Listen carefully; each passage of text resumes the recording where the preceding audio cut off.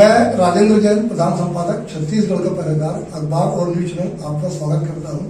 हाल ही में संपन्न हुए छत्तीसगढ़ विधानसभा चुनाव में अंबिकापुर और सीतापुर सीट से कांग्रेस के मंत्रियों की पराजय हुआ है, जो कि बहुत ही आश्चर्यजनक है।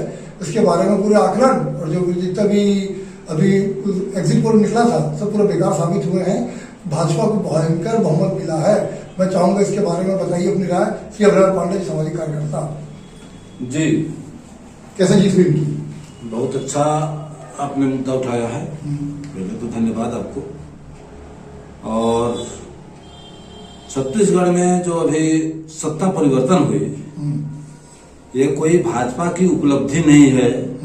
तो कोई बहुत बड़े 5 साल में विपक्ष की भूमिका नहीं उठाए, बल्कि ये कांग्रेस के माफिया राज के विरुद्ध जनता का आक्रोश था। जी जी। जिस कारण उनके पास और कोई विकल्प नहीं होने के कारण बीजेपी जीत गई और ये हारे। इनके राज में निरंकुश भ्रष्ट तंत्र हावी हो गया था। रेत माफिया, खेत माफिया, भू माफिया थाने में घुस के मार कर रहे हैं। मतलब गुंडे, मवाली और माफिया का राज, ऐसा निरंकुश राज स्थापित हुआ कि सारे प्रमाण के बाद भी कहीं कोई कार्रवाई नहीं होती थी। अब सबसे बड़ी बात, अपने अंबिकापुर में 2 दिग्गज हार गए। दोनों, एक टीएस सिंहदेव, एक अमरजीत भगत जी। ये दोनों सोचिए बहुत मिलनसार, बहुत व्यवहार कुशल, बहुत अच्छे लोग थे लोगों की नजर में। लेकिन ये खुद अपने कर्म से ही हारे हैं। इनके हारने का जिम्मेदार ये स्वयं खुद हैं। जैसे कि आपको एग्जांपल देता हूं मैं। एक पावर बैंक होता है जो मोबाइल चार्ज करते हैं, तो पावर हाउस से इन्हें मान लीजिए 5 साल का पावर बैंक का चार्ज करके पावर बैंक बना दिया गया। और ये अपने अपने क्षेत्र में सेट, मोबाइल सेट जैसा 2-4 ठो पीए कार्यकर्ता को नियुक्त कर लिए और उनको रिचार्ज कर दिए। ये खुद खाली हो गए और वो जो है पूरे शासन प्रशासन को हाईटेक कर लिए।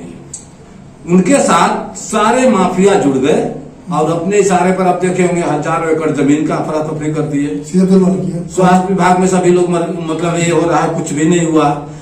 हम ही लेकर के आए थे पहाड़ी कोरवाओं के भ्रष्टाचार। ऐसा भ्रष्टाचार हुआ, पहाड़ी कोरवाओं को घूस दिया गया बोड़ा में। वो लेकर आए संजीव कुमार झा कलेक्टर थे, उनके सामने, एसपी के सामने, कमिश्नर तहसील से लेकर के कमिश्नर तक घूम गए। सभी ने बोला पैसा हम कहाँ रखेंगे। मैं बोले जाओ दारू पियो, खाओ, क्या करोगे। चाहे जहां भी देखेंगे। तो इसलिए ये किसी का दोष लगाना, और बाकी सबसे बड़ी इन दोनों में अहंकार आ गई थी। पहले तो नहीं थी, अभी ऐसा अहंकार आया कि पिछले चुनाव में दोनों भारी बहुमत से जीत चुके थे। इन्हें लग रहा था कि अब तो कुछ होना ही नहीं है। 2-4 लोग अगर खड़े हो गए, विरोध भी कर रहे हैं, तो मेरा क्या बिगड़ जाएगा। जबकि कोई भी आम जनता अमन पसंद है और उसको चाहती है शांति। ये शांति उनसे छीन ली थी। जहां तक मेरा आकलन है, टीएस सिंहदेव की हार के लिए उनका खुद का व्यवहार जिम्मेदार है। वो मुख्यमंत्री बनने के लिए बिल्कुल एक छोटे से बच्चे समान जिद कर रहे थे। 2.5 साल से सरकार को परेशान किए।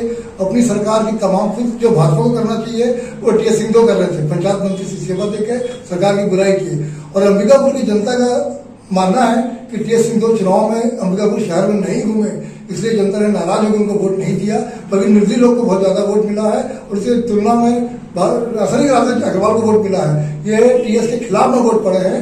तो आगे आने वाली सरकार से उम्मीद है कि भ्रष्टाचार पर सरकार प्रभावी रोक लगाएगी। हम लोग जो चुनाव लड़े थे, भ्रष्टाचार को रोकने के लिए चुनाव लड़ने का हमारा उद्देश्य था। जनता ने हमें जो भी सपोर्ट किया उसके लिए हम लोग बहुत बहुत आभारी हैं। धन्यवाद। हम लोग आगे भी ऐसे मुद्दे उठाते रहेंगे भ्रष्टाचार की, ताकि सरकार उस पर कड़ी कार्रवाई करे। धन्यवाद आपका। राजेंद्र जैन।